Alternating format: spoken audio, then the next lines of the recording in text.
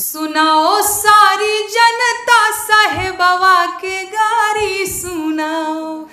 अरे हीरे साहेबवा के डिग्री नहीं है, डिग्री नहीं है जी, डिग्री नहीं है। हे दिखाओ चौकी दरवाया अपन डिग्री दिखाओ। सुनाओ भोली जनता साहेबवा के गारी सुनाओ। अरे हीरे फकीरवा के कपड़ा नहीं है, कपड़ा नहीं है, तन पे कपड़ा नहीं है। इनके 10 लखिया सूट पहनाओ, पहनाओ भोली जनता साहेबवा के गारी सुनाओ। अरे हीरे साहेबवा के गाड़ी नहीं है, गाड़ी नहीं है जी, घोड़ा नहीं है। हे अडानी के जेट दिलवाओ, दिलवाओ भोली जनता साहेबवा के गारी सुनाओ। अरे ऐसन साहेब के नइखे जरूरत, नइखे जरूरत आइल शुभ मुहूर्त। ए जी 24 में इनके हटाओ, हटाओ भोली जनता साहेबवा के गारी सुनाओ। हे साहेबवा के देबो चुनी चुनी गारी, चौकीदारवा के देबो चुनी चुनी गारी। 15 लाख के वादा जे कइले, 9 साल बीतल पैसा न अइले। हे जी 24 में पलड़ा विरोधियन के भारी, साहेबवा के देबो चुनी चुनी गारी। झोला उठाओ, झोला लेके चले जाओ, मन की बात कहीं औरे सुनाओ। तो हर 24 में ढील होइल मरदारी, साहेबवा के देबो चुनी चुनी गारी। 14 में गोवाइल फकीर हो, 2 करोड़ नौकरी के खिंचलस लकीर हो।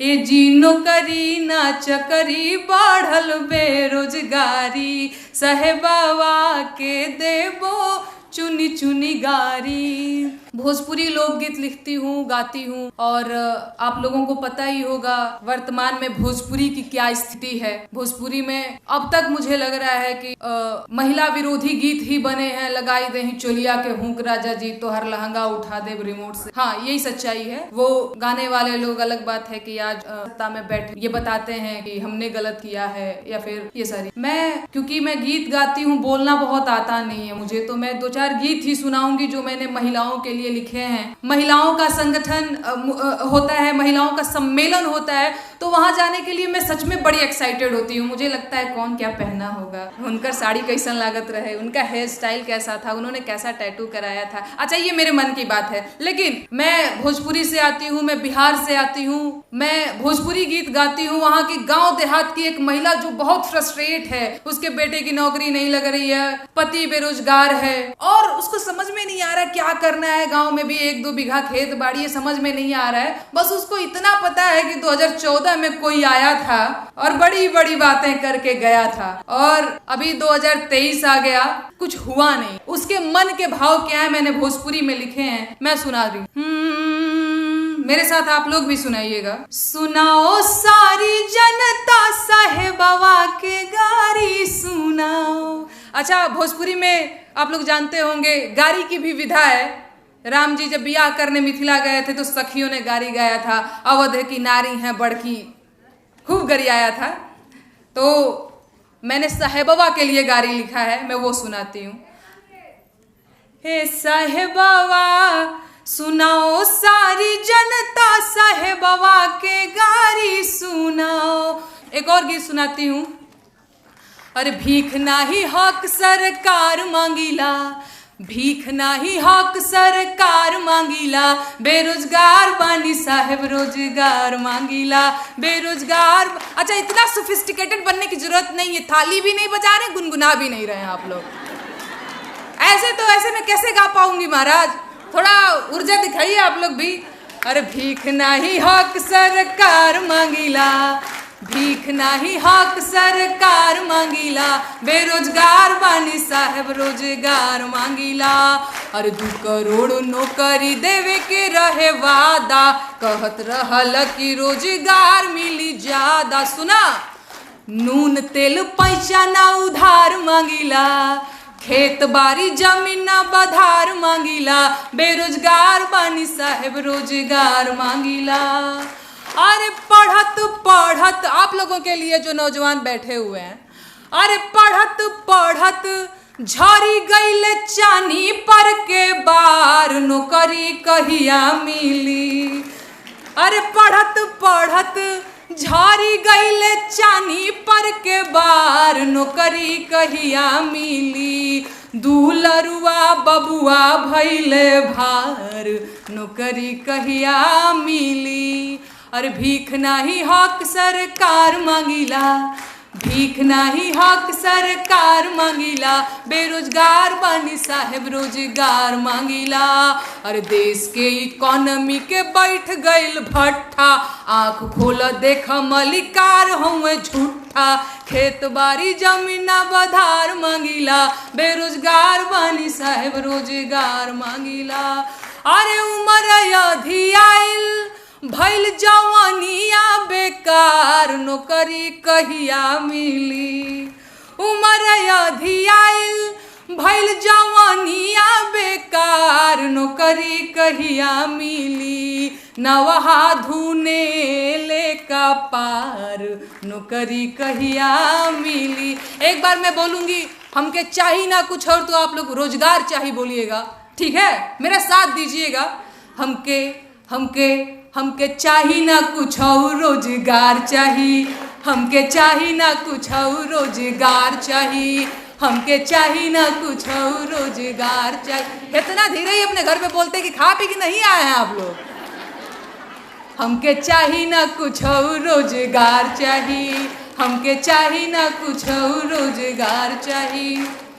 बहुत धन्यवाद। बहुत कम मन से सुन रहे हैं आप लोग, लेकिन कोई बात नहीं। क्योंकि ये महिलाओं का मंच है, तो मैंने एक गीत और लिखा है।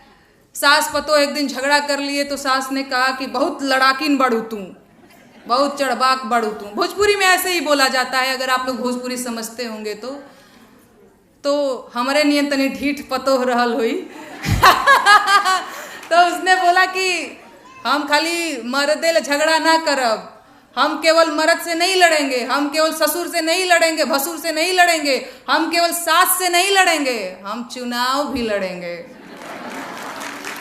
कहती है कि गहना और कान में कबाली, नथिया, मनटिक्का के बीच में हमको मत बांधिए, ये सब गुलामी है, ये सब बेड़िया हैं, इसको सब बेच दीजिए, खेत बाड़ी रहन रख दीजिए, हम प्रधानी लड़ेंगे, ऐलान कर दीजिए गाँव में।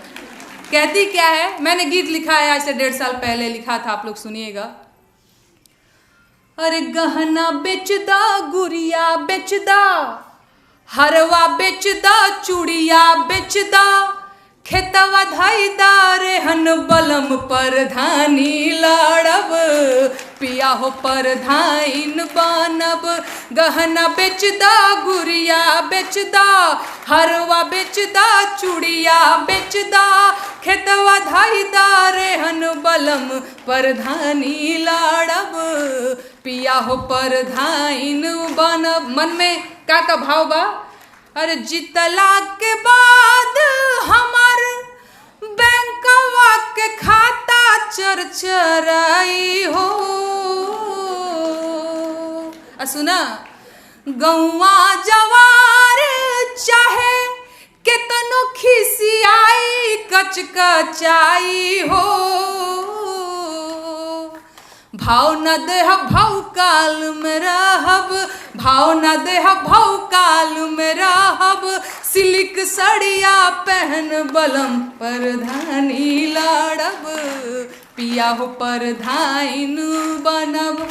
अरे जितला के बाद हमार, मैं थोड़ा सा भूल रही हूँ, अरे दुबर पातर दहिया हमार, देखी हा कुछ दीने में मोटाई हो। अरे थरिया में